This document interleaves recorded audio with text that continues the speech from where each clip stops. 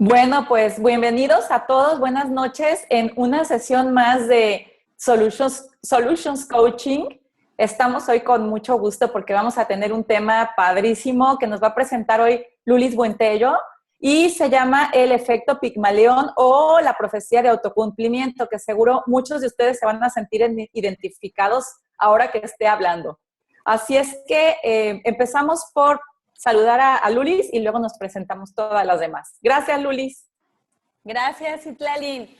Pues muchas gracias. Mi nombre es Lourdes Buentello, estoy en Ciudad Victoria y es un placer que hoy les voy a presentar el efecto Pigmalión. Espero sea de su interés. Citlali. Bueno, pues yo estoy en Puerto Rico, soy Citlali y me encanta estar con ustedes. Gracias. Eunice.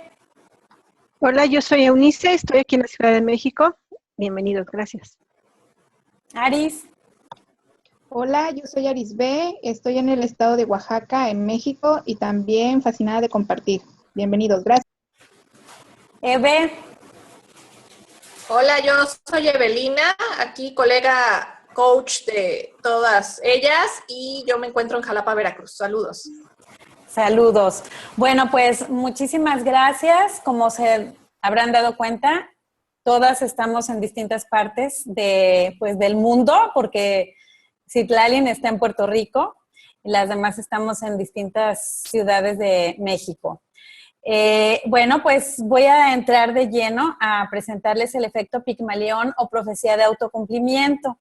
Y voy a empezar con un cuento griego para que sepan de dónde viene por qué se llama efecto Pigmalión. Y entonces cuenta la leyenda que el rey Pigmalión esculpió una estatua con la figura ideal de una mujer. Su creación le gustó tanto que la trataba como si fuera real. Deseó con todo su ser que se convirtiera en humana y pidió ayuda a Venus, Afrodita, la diosa del amor, que escuchó su plegaria y transformó esa estatua llamada Galatea en una mujer ideal.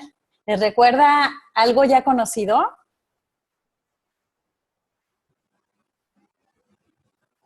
Pues como a manifestar.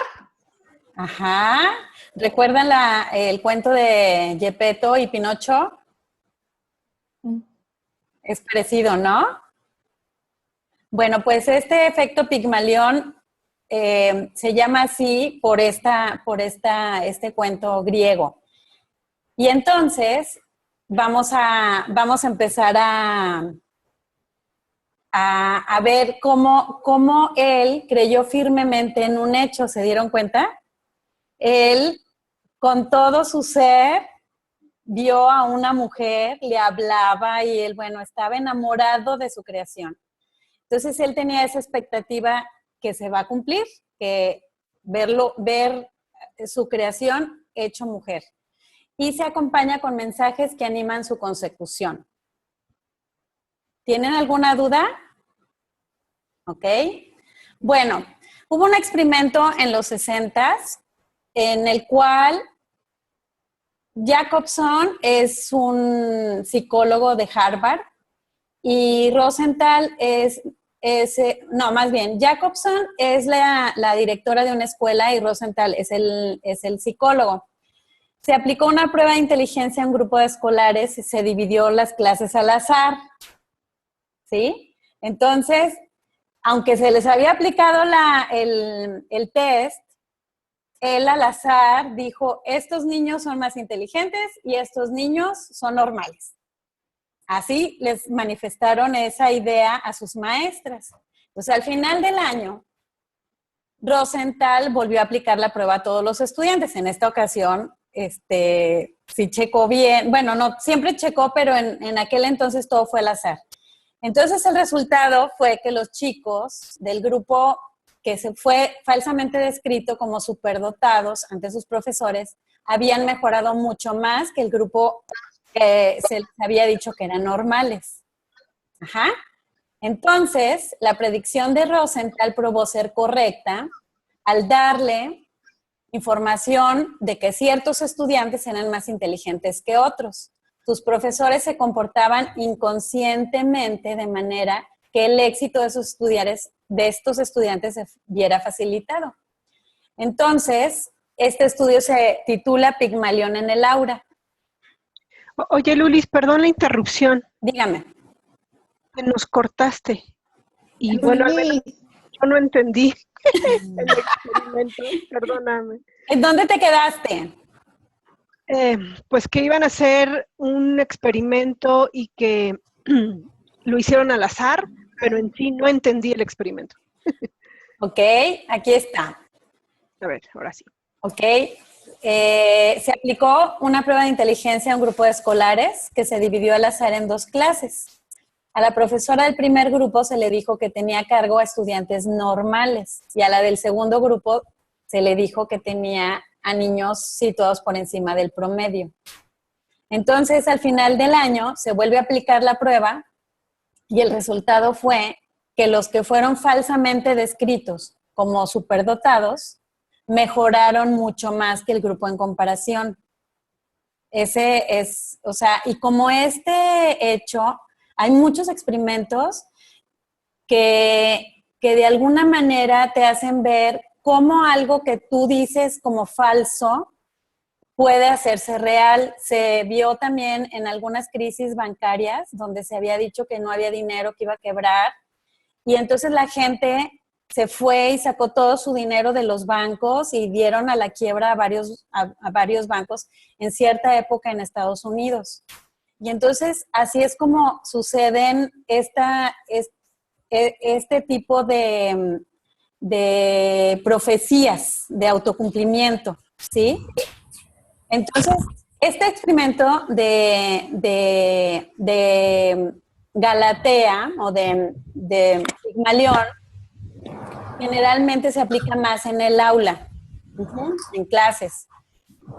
Entonces, aquí pues ya nada más como redundando un poco, se titula Pigmalión en el aula, fue publicado en el 68, fíjense hace cuántos años, y según este ejercicio, las personas que tienen expectativas positivas de sus hijos, alumnos, colaboradores, otras personas en general, genera un clima socioemocional más cálido. Y entonces se ha dicho que la generalidad de lo que sucede es que cuando tú crees firmemente en algo, se crea un clima. Hay mensajes no verbales, un tono de voz, contacto visual, expresión facial, postura corporal.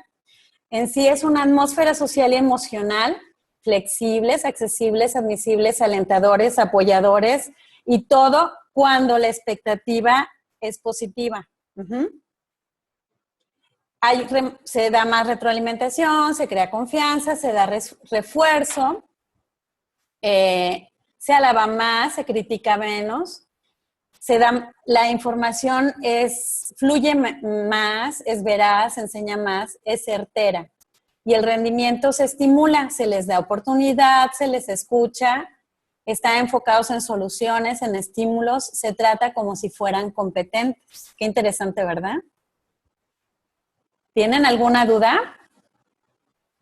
No, Lulis, todo bien, muy interesante. Ok. Bueno, entonces es importante que nosotros como líderes que somos madres, somos coaches, tenemos de alguna manera, somos hijos de familia, esposas. Entonces conviene revisar nuestras expectativas, que en ocasiones actuamos de forma contradictoria. Si le decimos a nuestro hijo que estudie, pero creemos que no lo hace, porque fíjense, como coaches, aquí viene la parte del coaching. Acuérdense que lo que decimos, pensamos y actuamos, dadas las evidencias, porque creemos tener la razón, las convertimos en una profecía de autocumplimiento, ¿se dan cuenta? Entonces, si yo no creo que mi hijo esté estudiando porque veo que así no va a aprobar, porque tengo la creencia de que tiene que estar leyendo y estudiando y desvelándose. Solo Dios, qué tanta cosa nosotros tenemos, pero podemos evidenciar, no lo está haciendo. No hace más que ver la televisión, él es muy flojo. Entonces ya estamos creyendo en algo que se va a cumplir realmente. Entonces, lo que nosotros digamos acerca de las acciones de alguien van a dar un tipo de resultado. Uh-huh. Entonces, también hubo Robert Kim Merton en su obra Teoría Social y Estructura Social mucho antes, en el 48, él describió lo que venía siendo la profecía de autocumplimiento. Él no la mezcló con el efecto Pigmalión, pero es lo mismo. La profecía que se autorrealiza es al principio una definición falsa de la situación que despierta un nuevo comportamiento que hace que la falsa concepción original de la situación se vuelva verdadera. ¿Sí? Aquí se dan cuenta de esto. ¿Qué les parece? Ok, bueno, pues aquí tenemos algunas aseveraciones que tienen evidencia y que por supuesto... Sí, Luli. Sí, dime. Estaba comentando que es como lo que decimos en coaching, ¿no? Lo que creas, lo que crees, lo creas. Exacto, exacto. Sí, es muy interesante, ¿verdad? Entonces, si yo tengo estas aseveraciones que por mis creencias y evidencias, y como ya hemos dicho, todo es falso, o sea, hay que neutralizar los hechos, pero si yo digo que mi hijo es tremendo porque juega y se divierte y tal, pero esa es mi interpretación, lo voy a estar tratando de cierta manera. Si yo digo que él siempre se equivoca, que los hombres son unos mentirosos, que las mujeres son complicadas, que las suegras son metiches, mi jefe no me valora, y si estoy en constante trato con cierta persona de la cual yo ya tengo una idea, que creo con firmeza y que trato a esa persona de esa manera, pues todo el ambiente que yo voy a crear alrededor me va a dar un cierto resultado, ¿sí? Y también hay aseveraciones sociales. Fíjense qué interesante. Aquí hay un ejemplo de xenofobia. Por ejemplo, en una sociedad en la que la idea dominante sobre los inmigrantes es que estos son vagos y maleantes e incapaces de integrarse, es poco probable que esté dispuesta a ofrecerles un trabajo digno, a otorgarles su confianza y abrirse a sus tradiciones. Y el resultado, bueno, pues las únicas perspectivas que les quedan se sitúan en la economía sumergida y en el mundo de la criminalidad. ¿Les suena esto? De este modo, el prejuicio se convierte en profecía autocumplida. ¿Sí? Lo vemos como muy, muy cierto de repente, pues en Estados Unidos en las minorías, ¿no? ¿Alguien tiene algún comentario aquí? Bueno, que quizás no tanto en las minorías ahora, Lulis, pero sí, claro que sí. Bueno, pues este es un ejemplo nada más. Hay muchísimos ejemplos que nos pueden enriquecer si ahorita se les ocurre algo, ¿verdad? Y entonces, bueno, para terminar mi presentación y para empezar ya como un diálogo, Johann Wolfgang Goethe, poeta y dramaturgo alemán, dijo esto que me encantó. Si tratamos a una persona como lo que es, seguirá siendo lo que es, pero si la tratamos como lo que podría ser, entonces se convertirá en todo lo que puede llegar a ser. Entonces, aquí se abre un cierto debate. Se fijan que es muy importante lo que nosotros como líderes podemos llegar a crear en una persona. Sin embargo, acá está. Sin embargo, son expectativas externas, ¿se dan cuenta? También por ahí leí un poco en la preparación de este tema, que cuando tú tienes una profecía interna, ese efecto se llama Galatea. Galatea es la estatua de Pigmalión. Entonces, cuando una persona te está tratando de cierta manera donde no te estimula, donde no te ofrece retroalimentación, donde no crea un ambiente, pero tú no crees en lo que esa persona hace, no te va a afectar.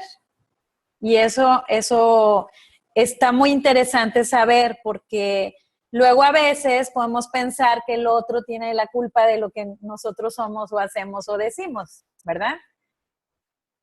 Y eso pues no es cierto. Dime, Eve. Mira, bueno, a mí se me viene, o sea, entiendo esta parte, ¿no? En la que ves al otro como alguien completo, como alguien sin carencias, en todo su potencial, capacidad.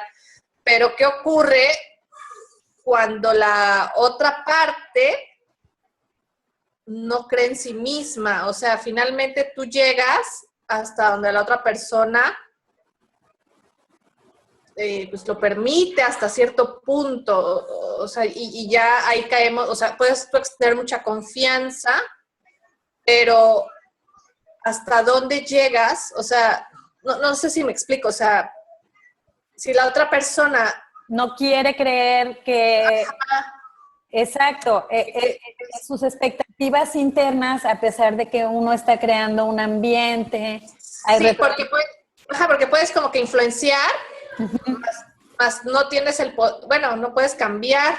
Exacto.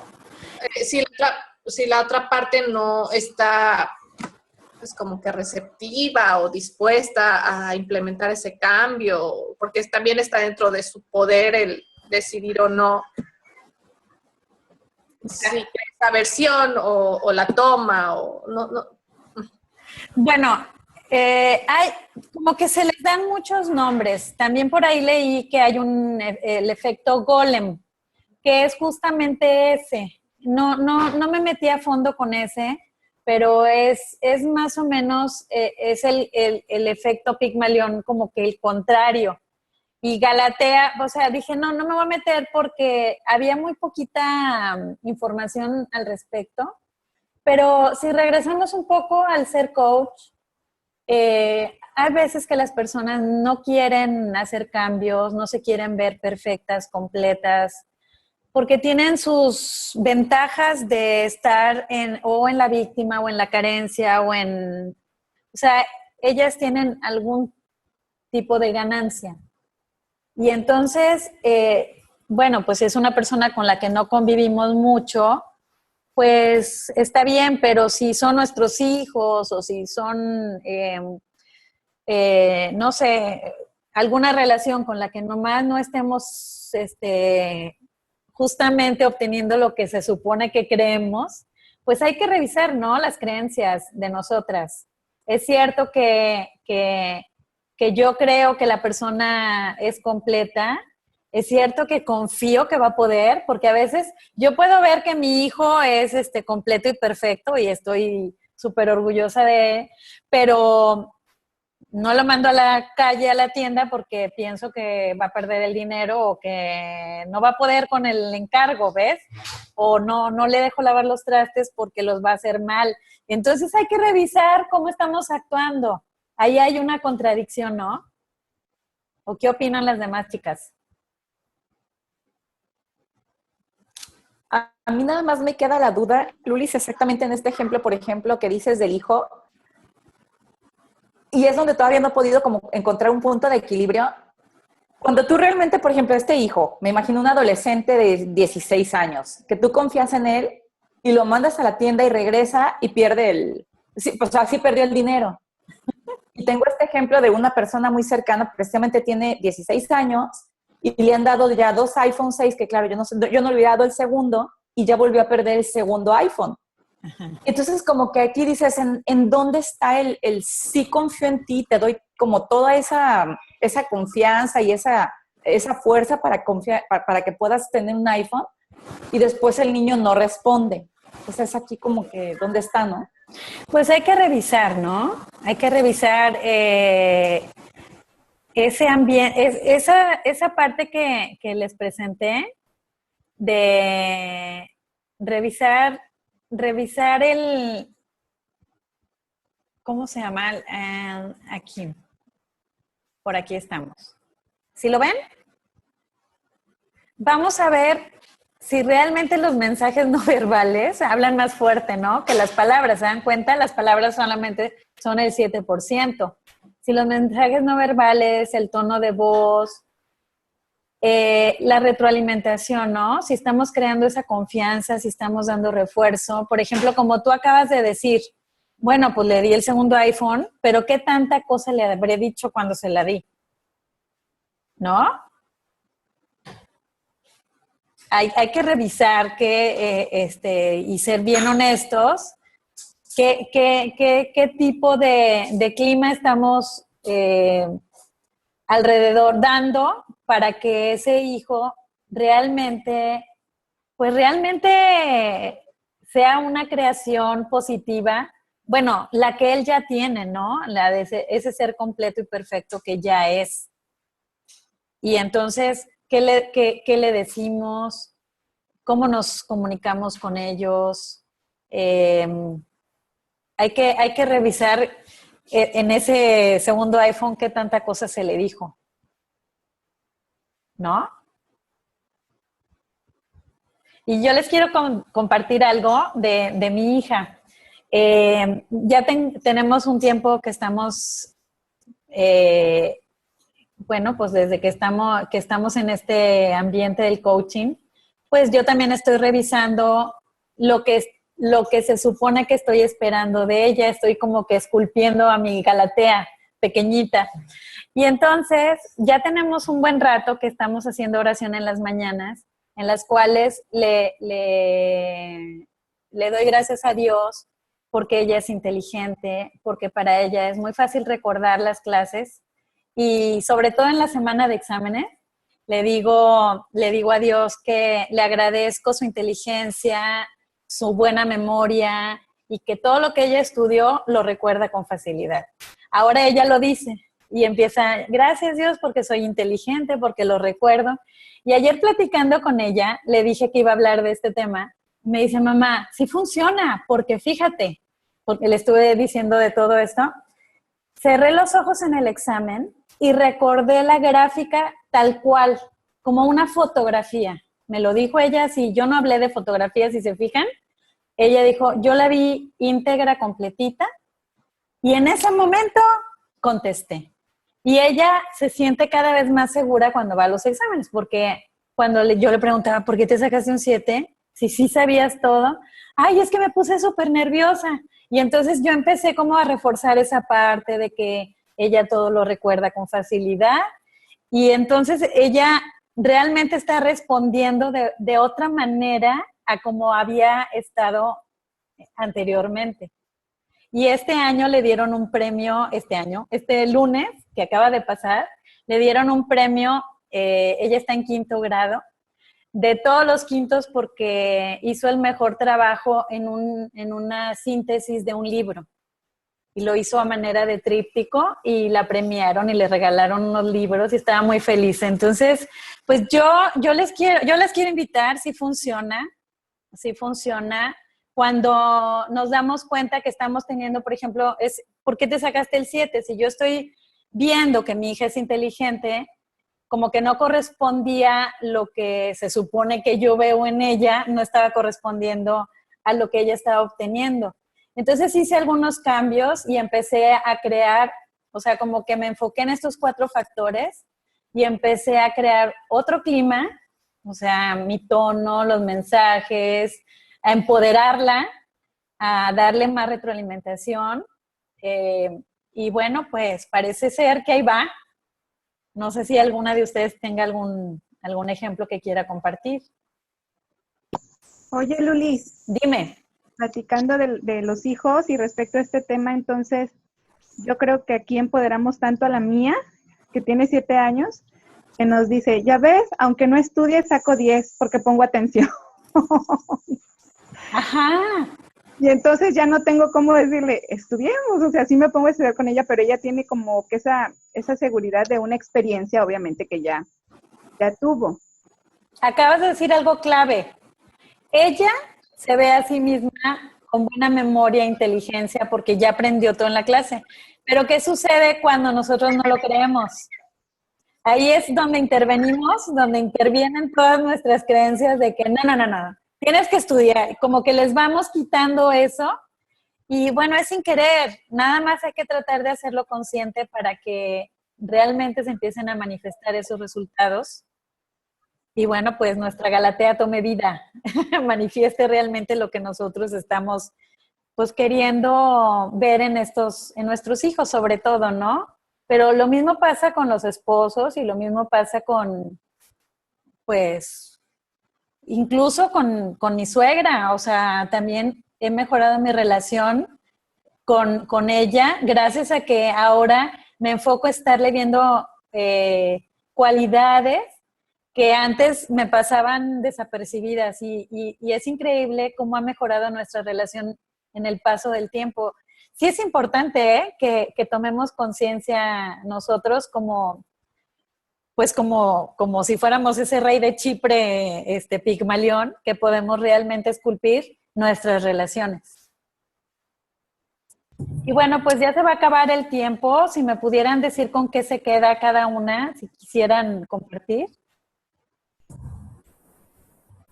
Yo recuerdo una historia de una persona que tiene una suegra que siempre le iba mal y entonces siempre le iba mal con la suegra. Entonces va con un brujo y le pide que le dé una pócima. Entonces le da la pócima y le dice, nomás que ahora tú la vas a tener que tratar muy bien a tu suegra, porque si no se van a dar cuenta que tú la vas a matar.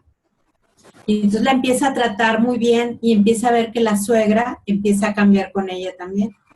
Entonces finalmente le dice, se da cuenta que pues que sí la quiere, ¿no? Que ella la trataba mal y por eso pasaba eso. Entonces finalmente va con el brujo y le dice que pues que cómo le hace para revertir la pócima, ¿no? Y le dice, no, o sea, de lo que se trataba es que te dieras cuenta que si tú la tratas bien, ella también va a ser buena contigo. Y yo creo que es parte también de lo que estás platicando, ¿no? Así es. Gracias, Charo. Sí, justamente eso. ¿Alguien más? ¿Eu? No te escuchas, no te escuchamos. Ya, perdón, ¿ya? Ya, perfecto. Esto también como que viene muy, siento, de la mano de lo de las cajas, ¿no? Que justo cuando tú le pones como una etiqueta a alguien, como dijiste en este caso a mi hijo, algo así de es el desobligado, etcétera, lo estás metiendo en una caja y viene la profecía autocumplida porque vas a hacer que el ambiente o el clima que tú mencionabas se ponga como que de pechito para que siga siendo así, ¿no? Exacto. Y yo recuerdo este experimento que nos mencionaste de que los estudiantes eran o fueron más capaces porque a la maestra le dijeron que eran como superdotados. Cuando vi ese experimento, en ese mismo audio venía otro de una persona que se había quedado atrapada en un vagón del tren y que ese vagón era un congelador. Entonces, pues este señor, al darse cuenta que no puede salir, grita, hace mil intentos por, ahora sí que salirse del vagón, pero no lo logra. Y al otro día lo encuentran muerto. Sin embargo, el vagón, que efectivamente era un congelador, tenía días que no funcionaba. Y en realidad siempre estuvo a 16, 17 grados centígrados.